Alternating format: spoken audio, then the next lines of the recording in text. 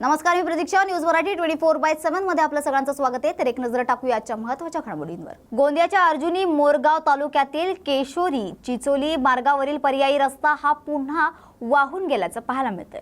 तर गोंदियाच्या अर्जुनी मोरगाव तालुक्यातील केशोरी चिचोली या दोन्ही गावाला जोडणाऱ्या पुलाचं मागील 3 महिन्यापासून बांधकाम सुरू आहे. यासाठी पुलाच्या बाजूला पर्यायी रस्ता तयार करण्यात आला होता. मात्र काल झालेल्या मुसळधार पावसाने हा पर्यायी रस्ता पुराच्या पाण्याने वाहून गेल्याने रस्ता बंद झालाय.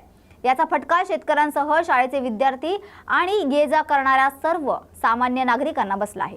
तर दुसरीकडे सध्या खरीपाचा हंगाम सुरू असून धान पिकाच्या रोवणीचे काम सुरू असल्यानं शेतकरी देखील आपल्या शेतात तसेच शाळेतील विद्यार्थी शाळेत जाऊ शकले नाहीत. विशेष म्हणजे याच वर्षी हा रस्ता दुसऱ्यांदा वाहून गेलाय. पावसामुळे ह्या पुलाचे काम चालू आहे, तरी पण तो पुलाचा काम अधुरा असल्यामुळे त्याची चांगली मरम्मत करून द्यावी आणि सगळे आमचे कामं ह्या पाण्यामुळे खोरमलेले आहेत. आणि तो पर्यायी रस्ता जो बनवलेला होता तो पण पूर्ण वाहून गेलेला आहे आणि शेतावर आम्ही जाऊ शकत नाही आणि शाळेचे विद्यार्थी पण ये जा करू शकत नाही. तरी याची नोंद घ्यावी. दुसऱ्याला सांगे ब्रह्मज्ञान, स्वतः मात्र कोरडे पाषाण अशी अजित पवारांची गत आहे, अशी टीका ॲडव्होकेट अमोल मातेले यांनी केली आहे. तर नाशिक मुंबई रस्त्यावर अनेक खड्डे पडून प्रवासाला 8 ते 10 तास लागतात. काल अजित पवारांनी बैठक घेऊन अधिकाऱ्यांना सूचना दिल्या, परंतु अजित पवार फक्त आदेश द्यायचे काम करतात. आज त्यांनी नाशिकला हवाई मार्गाने जाण्याचे काम केले. मात्र नागरिकांना त्या रस्त्यावरून जात असताना किती त्रास होत असेल प्रत्यक्षात त्यांनी हे जाणून घेण्याचा प्रयत्न करायला हवा होता, असंही ते यावेळी म्हणाले. नाशिक मुंबई रस्त्यावरती अनेक खड्डे पडून त्या ठिकाणी प्रवासाला 8 ते 10 तास लागतात. काल राज्याचे उपमुख्यमंत्री अजित पवारांनी मंत्र्यांनी बैठक घेऊन संबंधित अधिकाऱ्यांना सूचना देखील केल्या. एखाद्या अधिकाऱ्याला निलंबित करू असं देखील सांगितलं. परंतु अजितदादा नुसते आदेश देण्याचे काम करतात, पण त्याची अंमलबजावणी करत नाही. आज ते नाशिक जिल्ह्याच्या दौऱ्यावर जात असताना स्वतः हवाई मार्गाने नाशिकला जाण्याचं काम केलं. पण प्रत्यक्षात सर्वसामान्य नागरिकांना त्या रस्त्यावर जात असताना किती समस्यांचे हाल आणि वाहनांचं किती नुकसान होते, शरीराला किती वेदना जाणवतात, हे अनुभव जर घेतला असता तर ते खरे ठरले असते. एकच वादा अजितदादा असं काहीतरी म्हणतात, पण दुसऱ्याला सांगणं ब्रह्मज्ञान आणि स्वतः कोरडे पाषाण अशी अजितदादांची गत झालेली आहे. पक्षांनी आणि वडिलांनी लेकराचा छंद पूर्ण करावा असा टोला बाळासाहेब थोरात यांनी विखे पाटलांना लगावलाय. तसेच जितेंद्र आव्हाडांवरील हल्ला हा निषेधार्थ आहे. पुरोगामी विचार मोडून काढण्याचा आणि धर्माच्या आधारावर राजकारण करण्याचा प्रयत्न आहे, तो चुकीचा आहे. सरकार म्हणून मदत करावी लागते, आतापर्यंत केली, पण आताची वस्तुस्थिती समजून घ्यायला हवी. 5 रुपयांचं अनुदान देऊन मदत केल्याचा आव आणला जातोय. तुटपुंजी मदत करून हा प्रश्न सुटणार नाही, असंही ते यावेळी म्हणाले. जितेंद्र आव्हाडांवरील हल्ला हे निषेधार्ह आहे. एक प्रयत्न आहे की पुरोगामी विचार जो आहे तो मोडून काढण्याचा आणि धर्माच्या आधारावर राजकारण करण्याचा जो प्रयत्न आहे, अशा प्रकारची जी वृत्ती आहे ती मंडळी अशा प्रकारचे हल्ल्यासारखे धाड कृत्य करत असतात. आज दुधाला दर नाही यामुळे शेतकऱ्यांचा आक्रोश सुरू आहे. अकोलेमध्ये गेल्या 30-40 दिवसापासून आंदोलन सुरू आहे. दुग्ध विकास मंत्री किंवा सरकार याकडे जाणीव करून काय सरकार म्हणून कायमच मदत करावं लागते. ज्या वेळेस अडचण येईल व्यवसायाला त्यावेळेस मदत करावं लागते. आतापर्यंत आम्ही केलेली आहे, फक्त ती वस्तुस्थिती जाणून घेतली पाहिजे. तुम्ही ठीक आहे 5 रुपये देणार, अनुदान देणार, परंतु 5 रुपये अनुदान देण्याकरता 30 रुपये हे त्यातून संघाने दिले पाहिजे असा बंधन तुम्ही जाते. कोणता सहकारातला संघ 30 रुपये लिटरला देऊ शकतो असं जर पाहिलं तर त्यामध्ये खूप अडचणी मला दिसत आहेत. म्हणजे तुम्ही वस्तुस्थितीशी निगडीत नाही, म्हणजे तुम्ही मदत करायचं फक्त आवा आणता आणि अटी अशा घालतात की त्याच्यातून काहीच होणार नाही. त्यामुळं शेतकरी विरोधात खूप नाराज त्यामध्ये आहे. त्याला पावडरला निर्यातीला भरीव मदत करणं हे महत्त्वाचं आहे. आताची मदत ही तुटपुंजा मदत करून हा प्रश्न सुटणार नाही. लोकसभेतल्या पराभवानंतर सुजय विखे आता कुठेतरी संगमनेरमधून लढण्याची त्यांनी तयारी दर्शवली किंवा तेव्हा तसं वक्तव्य केलं आहे. ते उभे राहिले तर काय त्याचा परिणाम?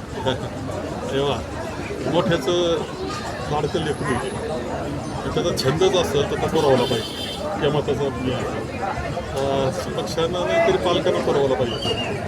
लेकराचा छंद आहे आणि 2 ठिकाणी म्हटले ते वाटलंच तर छंद पुरवण्याकरता एका वेळेस 2ही ठिकाणी वापरू शकतो राहू शकतो पण पालकाचा छंद तर पुरा होईल.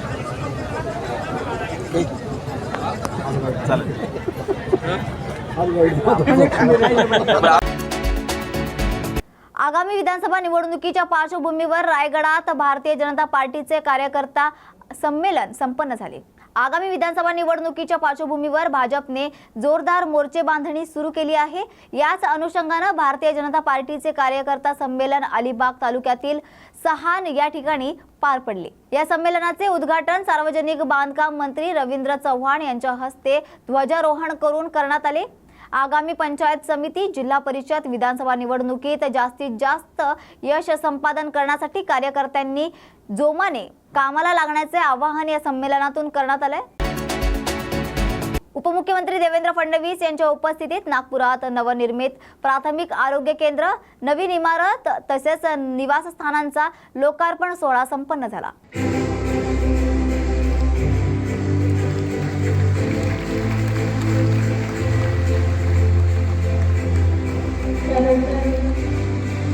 प्राथमिक आरोग्य केंद्र मोरगड, तालुका पाटोली. या सर्व आरोग्य केंद्रांमध्ये प्राथमिक आरोग्य केंद्राची मुख्य इमारत तसेच वैद्यकीय अधिकारी निवासस्थान, वर्ग 3 कर्मचारी निवासस्थान, वर्ग 2 कर्मचारी निवासस्थान, पाण्याची टाकी. अंगणवाडी सेविकांचे अमरावती जिल्हाधिकारी कार्यालयावर भव्य निदर्शनासह आंदोलन करण्यात आले. तर राज्यात एकात्मिक बालविकास प्रकल्प अंतर्गत अंगणवाडी सेविका आणि मदतनीस मिळून 2 लाख महिला कर्मचारी काम करत आहेत.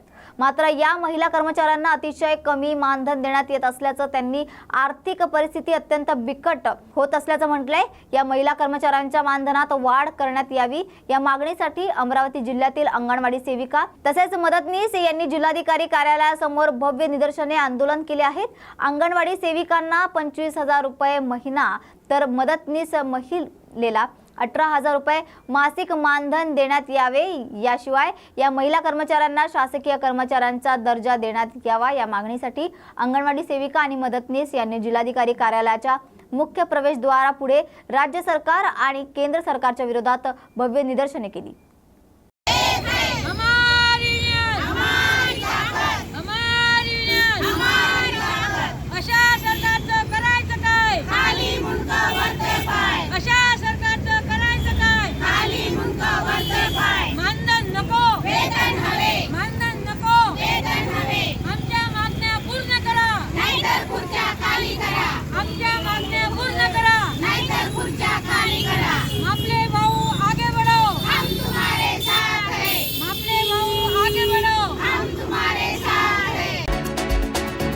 अमोल मिटकरी हा राजकारणातील राखी सावंत आहे असा टोला पंकज साबळे यांनी लगावलाय. तसेच आम्ही तुमच्या नेत्याबद्दल बोलत नाही, तुम्ही पण बोलू नका. जय मालोकारच्या मृत्यूला अजून 10 दिवस झाले नाही तरी त्याच्या मृत्यूचं मिटकरी राजकारण करत आहेत. सगळ्यांच्याच परिवाराला धोका असू शकतो, आमच्या परिवाराला देखील धोका असू शकतो. महाराष्ट्रातल्या जनतेला सर्व माहीत आहे. अमोल मिटकरी राजकारणातील राखी सावंत आहे असंही ते यावेळी म्हणाले. धोका आहे कुणाच्या जीवाला? मिटकरींच्या परिवाराला. अरे तो जेवढा बोलताय, मी तो म्हणतो तो असं चितावणी करताय. सगळ्यांच्या आमच्या परिवाराला सुद्धा धोका असू शकतो. तो त्याच्याच परिवाराचा विषय करता का? आम्ही कोणाच्या परिवारात जात नाही. मान्य राजसाहेबांनी आम्हाला शिकवून दिलेले आहे. काही त्याच्या परिवार त्याला सांगा काही मदत असली तर पंकज साबळे आणि बाकीचे लोक पूर्ण त्याच्यासाठी तयार राहणार. काही त्याला परिवार येत असणार तर मात्र असे उगीच इमोशनल ड्रामा करायचा नाही. महाराष्ट्र जनतेला सगळं माहित आहे. आता मी जर एक शब्द बोललो ना, तो म्हणते ना पक्षातला बेवड्याचा फालतूच्या गोष्टी म्हणते, नालायक लोकांचा पक्ष म्हणते. अरे हे राजकारणातील राखी सावंत आहे. अमोल मिटकरी राजकारणात राखी सावंत आहे. आरोप केले, टीका टिप्पणी केली, त्याचे उत्तर भेटलं. आता याच्यावरती जास्त बोलायचं काम नाही आहे. मला असं वाटते की खूप झाला आता विषय. किती वेळ तर तेच ते गोष्टी करायच्या. जरा पक्षाच्या लोकांना बोलायचं, नंतर आमच्यावर टीका टिप्पणी करायची. असं आहे तसं आहे. स्वतः पाहा ना काय करतो तर. किती वेळचं ऐकून घ्यायचं. आम्ही आमच्या नेत्याबद्दल कधीच बोलायचं नाही. आम्ही कधी बोलतो कोणत्या नेत्याबद्दल? अवकात नाही तर शिल्लकच्या गोष्टी करायच्या नाही म्हणता याला. बस झालायचं आता. ते लपून बसले म्हणतात. लपून कोण बसलं? लपून तो बसला आता बघा गोष्टी करता. बाथरूमवीर. जय मालोकर यांच्या मृत्यूवर त्यांनी आरोप केला आहे की त्यांनी मारला. कसं आहे, त्याला लाज वाटली पाहिजे. 10 दिवस झाला नाही आणि तिथं राजकारण करत आहे. जाणवलं तिथे आम्ही जो काही बोललो, कोणत्या प्रेशरने गेला. जय मालोकर, तुम्हाला एक सांगतो, जय मालोकर तो म्हणते ना चांगला मुलगा होता सगळं. आम्ही म्हणतो आमचा तर भाऊच होता तो. तू चांगला मुलगा होता, FIR करून दिली जय मालोकरची. तो एवढा म्हणजे त्याचं काही नव्हतं आणि त्याचं नाव कोणी टाकलं. मनोज जरांगे यांनी उपस्थित राहून हमी दिल्यानं वॉरंट रद्द करण्यात आले असल्याचं हर्षद निंबाळकर यांनी म्हटलंय. तर मेहरबान कोर्टाने मनोज जरांगे पाटील यांच्यावर वॉरंट काढलं होतं, कारण आजच्या तारखेला ते कोर्टासमोर हजर झाले. मागील तारखेला ते गैरहजर होते. 20 ते 24 तारखेपर्यंत ते आमरण उपोषणाला बसले होते. 23 तारखेला कोर्टात यायची त्यांची परिस्थिती नव्हती. चालण्यासाठी त्यांना त्रास होत होता, तर डॉक्टरांनी प्रवास करण्यास मनाई केली होती, म्हणून ते कोर्टात आले नसल्याचंही त्यांनी यावेळी सांगितलंय. मेहरबान कोर्टाने मनोज जरांगे पाटलांवर वॉरंट काढलं होतं, कारण ते 23 तारखेला कोर्टापुढे हजर नव्हते. त्यामुळे आज जी पुढची तारीख होती त्या तारखेला मनोज जरांगे पाटील हजर झाले. कोर्टापुढे आम्ही असा अर्ज केला की मागच्या तारखेला ते गैरहजर असण्याचं कारण म्हणजे ते त्यावेळेला आमरण उपोषणाला बसले होते 20 तारखेपासून 24 तारखेपर्यंत, आणि 23 तारखेला कोर्टामध्ये यायची त्यांची परिस्थिती नव्हती. त्यांना चालण्याला त्रास होत होता आणि डॉक्टरांनी प्रवास करण्यापासून त्यांना मज्जाव केला होता, आणि त्यामुळे ते 23 तारखेला अंतराळ येऊन त्यांच्या गावाहून पुण्यापर्यंत प्रवास करू शकत नव्हते, म्हणून ते कोर्टामध्ये आले नाही.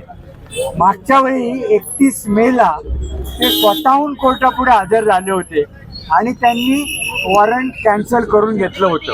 ती तारीख नसताना ते स्वतःहून हजर झाले होते. पण त्यावरून मी कोर्टाला असं सांगितलं की त्यांची जी कॉन्डक्ट आहे ती चांगली आहे. कोर्टाबद्दल त्यांना खूप हे आहे, म्हणजे कोर्टाबद्दल आदर आहे.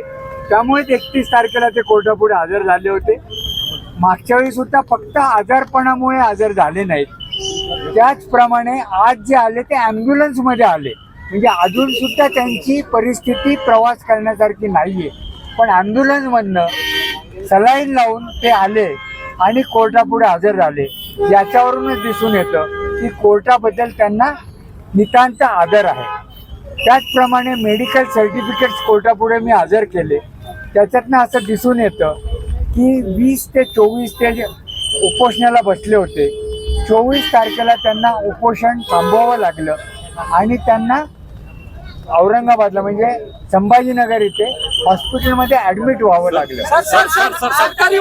सरकारी वकील म्हटले की त्यांनी कोर्टाचा अपमान केला, अवमान केला, आणि ऍडमिट जे त्यांना केलं त्याच्यामध्ये किडनीला त्यांचा त्रास झालाय, किडनीचं इन्फेक्शन झालंय, हायपोग्लायसेमिया झालाय आणि इतरही काही आजार आहे. त्यामुळे त्यांना ऍडमिट केलं होतं. त्यांनी डॉक्टरांच्या सल्ल्याच्या विरोधात ते डिस्चार्ज घेतला आणि ते कोर्टामध्ये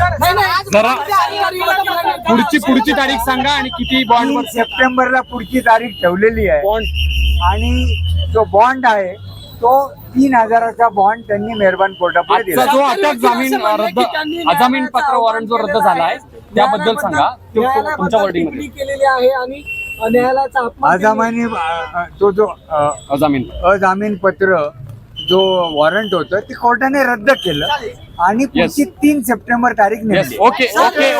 अपमान, त्यांनी कोर्टाचा अपमान केला की नाही केला? सरकारी वकील ते सांगत होते की त्यांनी न्यायालयाबद्दल कोर्टाने असं ठरवलं की तसा काही केलेलं नाहीये. तो अधिकार कोर्टाचा आहे, सरकार पक्षाचा नाहीये. त्या होत्या आजच्या महत्त्वाच्या घडामोडी.